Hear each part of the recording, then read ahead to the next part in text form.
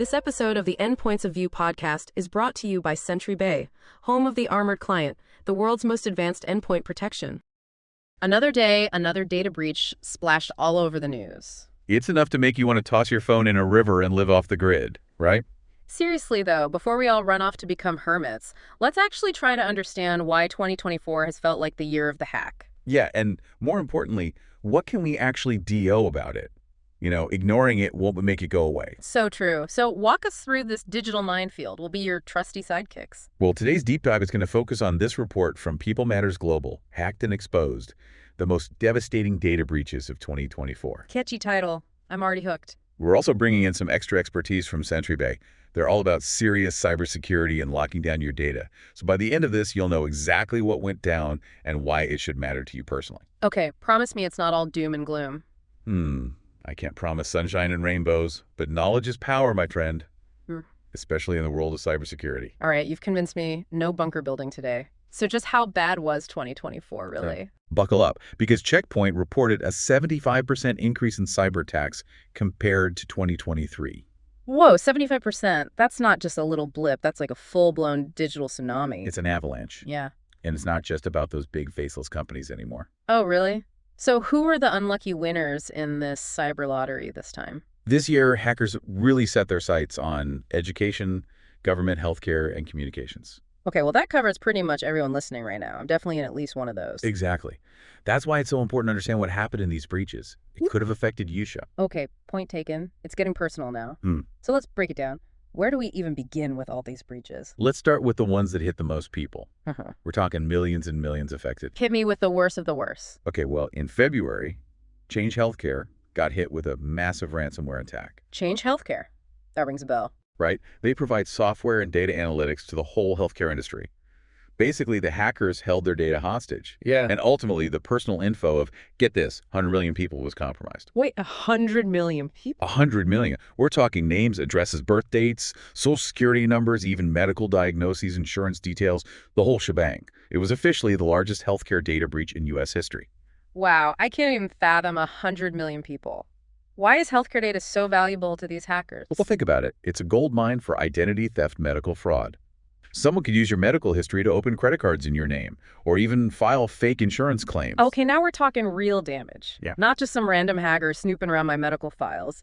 This has real-world consequences. Exactly. And it really highlighted how vulnerable the healthcare industry is, which is a bit scary since we all rely on it. Okay, deep breaths. Let's move on to the next horror show. What else happened? All right, let's hop across the pond.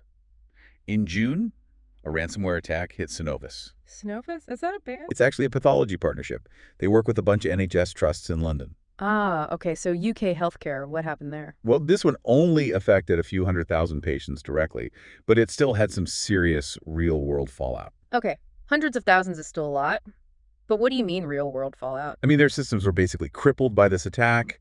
It led to surgeries getting canceled, emergency patients being diverted to other hospitals, major delays in diagnoses and treatment. Wow, so it wasn't just about data theft, it was about disrupting essential services. It's like one breach can trigger this domino effect, impacting all these different parts of our lives. Yeah, you're getting it. One digital stone can create some pretty big ripples. All right, how about something a little lighter? Ticketmaster, anyone? Ugh, don't remind me. It felt like everyone I knew was freaking out about that one back in May. Yeah, well, for good reason. Over 500 million customers had their info stolen. 500 million? That's just insane. It was names, addresses, even partial credit card numbers. It was a mess. So who's behind that one? Some disgruntled Taylor Swift fans. I wish this one was pinned on Shiny Hunters. Shiny Hunters sounds like a Pokemon Go team. Right. They're actually a hacker group, and they're notorious for targeting these big, high-profile companies and hoarding tons of data. So what motivates a group like that? Are they all about the money? Some groups are all about the cash. Others might have political motives, wanting to expose corruption or disrupt services. And then there are the ones who do it just for the challenge. The thrill of the hack. So it's a mixed bag of motives. Huh. Okay, so back to the breaches. What else happened in this wild year of 2024? Well, this one might surprise you because it flew under the radar for a lot of people. But it affected pretty much every single AT&T customer. Wait, even those of us who aren't directly with AT&T? Even those using MVNOs? Yeah. In April, hackers managed to download a bunch of call and text records. So what does that mean? They got the actual content of my calls and texts? Not the content itself, but they snagged the phone numbers involved cell site location data. Basically who you called or texted and where you were when you did it. Okay, that's still a major invasion of privacy, even without the actual words. It shows how valuable even seemingly boring data can be. When you piece it all together, it can paint a pretty detailed picture of your life. Okay, I'm sufficiently creeped out. What's next? All right, let's talk about Dell. In September, a hacker who goes by grep targeted them. grep, like the Linux command. Exactly. They managed to break into Dell's internal networks and steal data on over 10,000 employees and partners. Okay, well, 10,000 compared to millions seems almost like a drop in the bucket. Should I be worried? Well, it's not just about the initial data theft. Yep. Think about it. grep now has names, employee IDs, even internal identification strings. They could use that to launch some super convincing phishing attacks. Ah, so it's not about the data itself. It's what they can do with it. Exactly. They've essentially stolen a master key that can unlock more doors within the company. Okay, I'm officially paranoid. What else is there? All right, last one for this section. Let's head down under. In May, Medisecure got hit with a ransomware attack. They're an Australian digital prescription service provider, and the hackers got away with data on 12.9 million Australians. Wow, so this wasn't just a US problem. It was global. Remember that 75% increase in cyber attacks? That's happening everywhere. Yeah. Nobody's immune. And that brings us to our final breach, the Snowflake attacks. Snowflake, the cloud company, they're supposed to be super secure, right? Well, this wasn't a breach of Snowflake itself. It was their customers who got hit. Oh, so how did that work? Hackers used stolen credentials to access data stored on Snowflake's platform. But how did they get those credentials in the first place? That's where the human element comes in. This campaign affected at least 165 organizations, including some big names like Ticketmaster and even Santander. And in many cases, the compromised accounts didn't have multi-factor authentication enabled. Wait, hold on. Back up. Explain MFA like I'm 5. Sure. It's basically like having 2 locks on your door. Think about logging into your email. Your password is the first lock. But with MFA, you need a second key, like a code sent to your phone or a fingerprint scan to actually get in. So for these Snowflake attacks, they just needed a password because people weren't using MFA. It's crazy how such a simple thing can make such a big difference. It really does. And this is where companies like SentryBay are stepping in. Right. They specialize in endpoint isolation technology, and they have some really innovative solutions to help us navigate this increasingly dangerous digital world. Endpoint isolation. Okay, you've officially piqued my interest. We'll have to dive into that in the next part of our deep dive. But for now, can we just take a minute to process all this? Absolutely. We've covered a lot of scary stuff. But the key takeaway is this. Cyber attacks are on the rise, and they're affecting everyone. While the methods might differ, the impact is very real. Okay, feeling slightly less helpless now. So what about companies like SentryBay? They just achieved ISO 27001 certification. Now, I know that might sound like a bunch of tech jargon, but trust me, it's a really big deal. It's a globally recognized standard for information security management. So basically, SentryBay has proven they meet incredibly strict security requirements. So today, we're going to break down what this certification really means, both for SentryBay itself and, more importantly, for you if you're using their products. Yeah, and one of the most interesting things about SentryBay is their focus. They specialize in something called endpoint isolation. Imagine it like building a secure bubble around each device. So even if a device gets compromised, somehow the sensitive data is completely locked down. Okay, so they're basically putting a digital fortress around your devices. Pretty intense, right? And who are they working with? I mean, what kind of clients are using this tech? Oh, they're working with some pretty high-profile clients. We're talking big businesses, government agencies, the kind of places that deal with super sensitive information. And they're addressing these really scary scenarios you always hear about, like credential theft or data leakage, especially in environments where those traditional security measures just aren't enough. Like think about virtual desktops, cloud setups, or even just regular web browsing. Right, so they're really focusing on those vulnerabilities that come with the way we work today, increasingly online and from anywhere. Okay, so we've talked about what they do, but let's circle back to this ISO 27001 certification.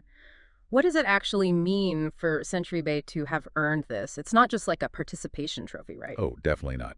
This is a huge accomplishment. They had to go through a super thorough audit of their entire security setup. I'm talking everything, their controls, their policies, their approach to managing information security from top to bottom. And here's the thing. It wasn't just an internal review. They were audited by the British Assessment Bureau, which is a totally independent body. Yeah. So there's no room for bias there. It really proves their dedication to security is the real deal. So it's like having a completely neutral third party vouching for their security practices. Okay, that makes sense. But let's get practical for a second. What does this certification actually mean for someone who's using SentryBay's products? What's the real benefit for them? I think the most important takeaway is peace of mind. When you're trusting your data to SentryBay, This certification proves they're handling it with the utmost care. They're not cutting corners. They're following global best practices. It's like having that seal of approval from a world-renowned security expert. Okay, so it's a signal they're serious about security and they're meeting these really high standards. But it's not just a one-time check, right? They have to keep proving themselves over and over again, don't they? Exactly. This certification isn't a one-and-done thing. It requires continuous improvement. They have to constantly assess their risks, adapt to new threats, and keep evaluating their security posture. It's an ongoing process. So they're always on their toes, making sure their security measures are up to snuff. That's reassuring to hear. Now, I know one of SentryBay's flagship products is called Armored Client. What exactly is this product all about? Armored Client is laser-focused on one thing: preventing data theft from devices. SentryBay uses this phrase, digital parity for remote users. And what that really boils down to is ensuring rock-solid security no matter where you're working from. Whether you're in the office, at a coffee shop, on the moon, the level of protection remains the same. So it's about leveling the playing field, security-wise, for remote workers. I like that. But what makes Armored Client so secure? What kind of special features are we talking about here? They've got this multi-layered approach to security. One of the key features is application confinement. It basically creates these boundaries around different applications and restricts what data they can access. So even if an app gets compromised somehow, can't touch any sensitive information outside its little sandbox.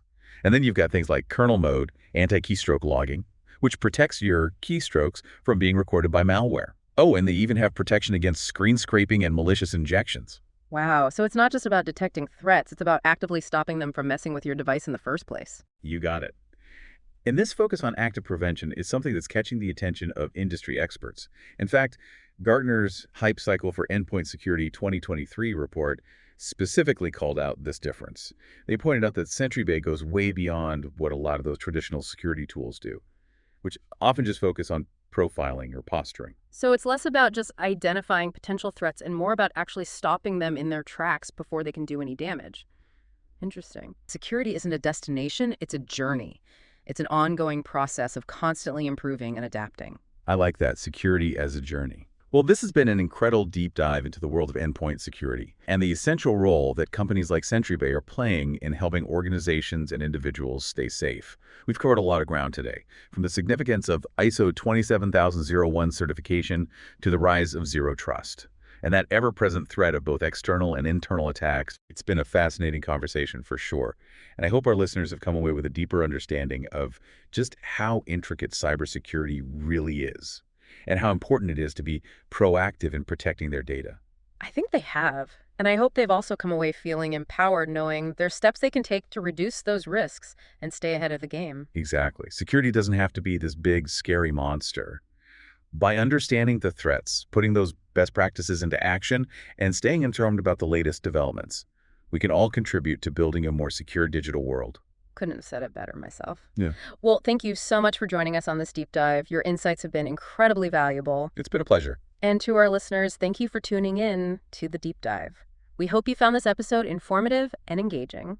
Until next time, stay curious, stay informed, and stay safe out there. This episode of the Endpoints of View podcast has been brought to you by SentryBay, home of the Armored Client, the world's most advanced endpoint protection. For more information, visit sentrybay.com.